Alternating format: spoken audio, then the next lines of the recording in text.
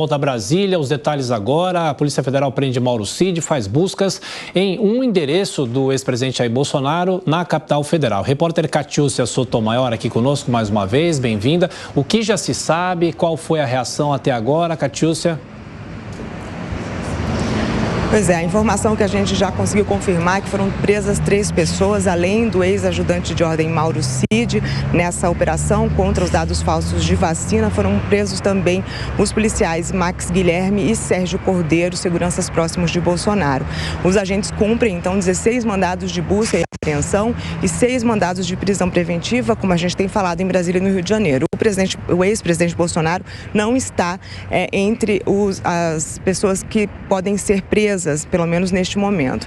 A Polícia Federal disse que deflagrou essa operação para investigar exatamente a inserção de dados falsos de vacinação nos sistemas de saúde do Ministério da Saúde e, dentro de um inquérito das milícias digitais. Além do presidente Bolsonaro, o cartão de vacinação que teria sido adulterado seria o da filha dele e também da família do ex-ajudante de ordens. Essa operação Venire, que você apontou, explicou um pouquinho, deve esclarecer então a atuação do que eles chamam de uma associação criminosa que teria sido constituída para praticar crimes de inserção de dados falsos e também estimular a identidade de que a vacinação, na verdade, a respeito dos dados falsos, essas inserções, o objetivo, a consequência seria alterar um fato relevante, a condição de imunização contra a Covid-19 das pessoas e permitir que essas pessoas viajassem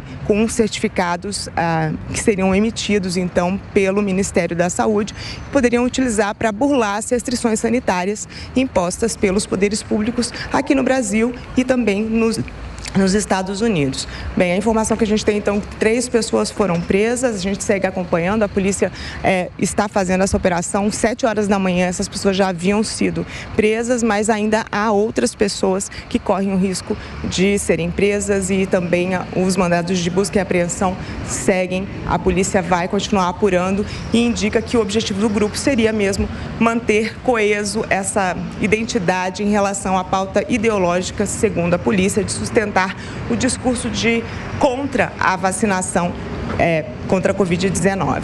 Bom, é claro que a gente segue acompanhando, já que a operação ainda está em andamento em 2 estados, Rio de Janeiro e também Brasília, e são 16 mandados de busca e apreensão e 6 mandados de prisão preventiva.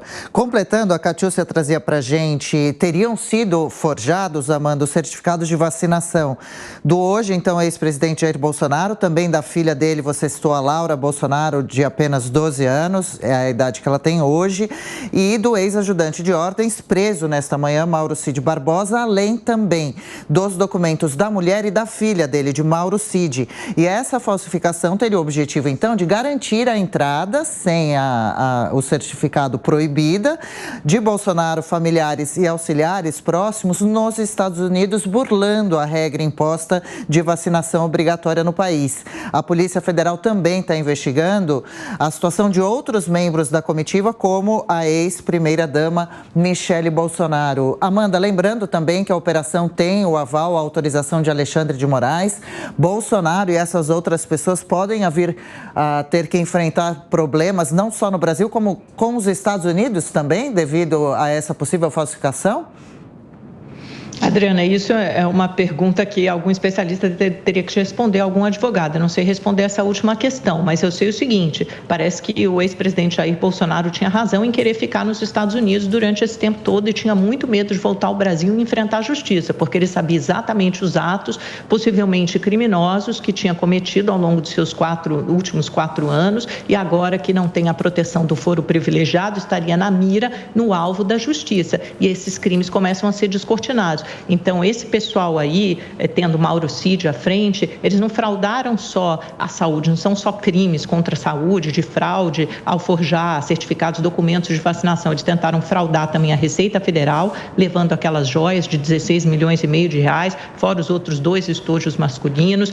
Eles tentaram promover, incentivaram, insuflaram atos golpistas do 8 de janeiro. Isso só dos últimos 3 potenciais crimes que são conhecidos, que nós sabemos. Então, para um governo que se advogava arauto da ética, da moralidade, está sendo investigado por vários crimes, e olha que não faz nenhum mês que Jair Bolsonaro voltou ao Brasil. O Beraldo falou que ele contradizia o senso comum como chefe da nação, né? Não, como líder da nação ele não contradisse o senso comum, não. Ele contradisse a ciência, as maiores autoridades de saúde e medicina, não só do Brasil como do mundo inteiro. Ele atacou as instituições, atacou o Supremo Tribunal Federal, atacou a democracia, ele atacou basicamente a civilização, todo conhecimento que se tem até hoje. Como líder da nação, aí sim é que ele estava num lugar de responsabilidade. Não é como qualquer um de nós, e nós ainda somos jornalistas e temos muita voz, mas como cidadão comum que não tem tanta voz assim, ser contra a vacina. Ele era o líder de uma nação, ele tinha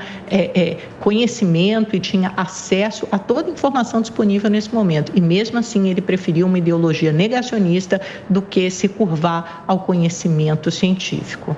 Olha, nós temos 1 minuto e meio para a nossa manchete, para o nosso vídeo de manchetes. Agora, Beraldo, só acrescentando, se houve fraude nessa documentação, talvez essas pessoas não tenham se vacinado, mas o comprovante indicando que eles se vacinaram para poder entrar nos Estados Unidos, por exemplo. Não, só queria corrigir um pouco a fala da Amanda, porque, veja, é impossível você imaginar que uma doença que surgiu tão rápido, para a qual os laboratórios farmacêuticos desenvolveram uma vacina de forma nunca vista em termos de velocidade, que não causasse algum tipo de preocupação nas pessoas que estavam tomando essa vacina. Eu me vacinei tão logo quanto pude e ainda me vacinei fora do Brasil, que tinha a vacina mais rápida. Perdi meu pai de Covid-19 logo no começo da pandemia. Então, estou falando aqui como alguém que foi afetado diretamente pela pandemia. Agora, é natural que houvesse preocupação em relação aos efeitos da vacina, sim, eu carrego essa preocupação comigo, mas tinha consciência de que era a atitude mais correta a tomar. Esse caso específico do presidente da República e de seus assessores, que supostamente estão sendo acusados de terem fraudado os seus certificados de vacina, acessando o sistema do Ministério da Saúde. Quer dizer, não é simplesmente falsificar um papel ou um arquivo em PDF, não. A acusação, segundo consta, é que eles entraram no sistema do Ministério da Saúde e adulteraram informações que ali constavam. Então, isso sim é algo muito grave que precisa ser averiguado. Agora, imputar de saída o cometimento de crime, a gente simplesmente está passando por cima de um processo legal que precisam ser ouvidos os acusados, eles precisam se defender, a gente entender com maior riqueza de detalhes o que efetivamente aconteceu ali. Não é porque vão ficar apontando o dedo para o ex-presidente, para os seus assessores e tudo, que a gente vai comprar esse discurso na saída e já ficar afirmando, como fez a Amanda, que tudo é crime. Calma, vamos lá. Existe um processo judicial no Brasil que precisa ser respeitado. E a partir daí a gente poder fazer um comentário sustentado em fatos. Porque esse inquérito da fake news, que roda aí há anos, coloca no Supremo Tribunal Federal um poder em que eles mandam prender e mandam soltar como bem entendem. E isso é muito grave para a democracia brasileira.